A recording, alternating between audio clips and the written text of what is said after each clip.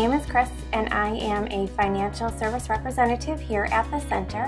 What I do here at the center is I help patients through the prior authorization process in preparation for them beginning their treatment cycles. I do the financial aspects of the program, so we help identify the out-of-pocket expenses that a patient may have.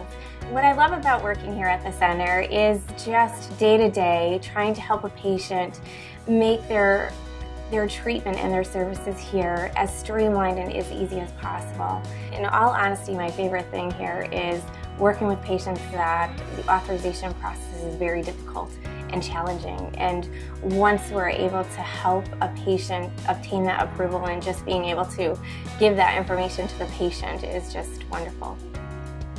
My name is Chris, and I am the center.